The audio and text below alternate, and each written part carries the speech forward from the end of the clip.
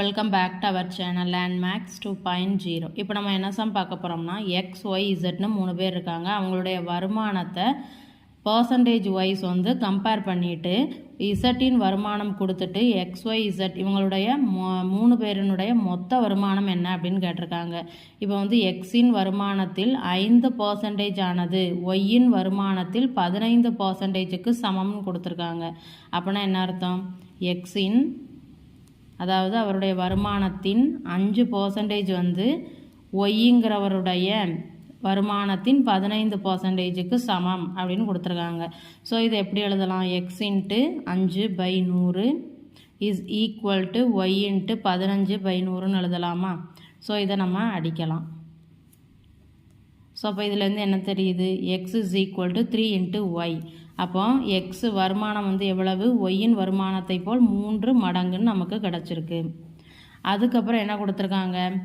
10% ஒய்யின் வருமானம் வந்து 20% இசட்டின் வருமானத்திற்கு சமம். அப்படின்னா என்ன அர்த்தம்? ஒய்யின் 10% வந்து இசட்டின் 20%க்கு சமம். இதையும் இதே மாதிரி சால்வ் பண்ணலாமா? அப்போ என்ன கிடைக்கும்? Y into 10/100 is equal to z into 20/100ன்னு கிடைக்கும். ஸோ இதையும் அடிக்கலாம்.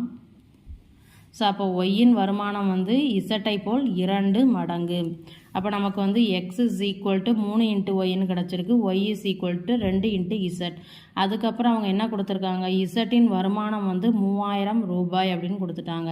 ஸோ அப்போ இதிலிருந்து ஒய்யின் வருமானத்தை கால்குலேட் பண்ணிடலாமா? 2 இன்ட்டு 3000 6000 ரூபாய். இது வந்து ஒய்யின் வருமானம்.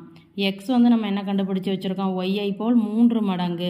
அப்போ 6000 இன்ட்டு 3 18,000ன்னு கிடைக்குமா?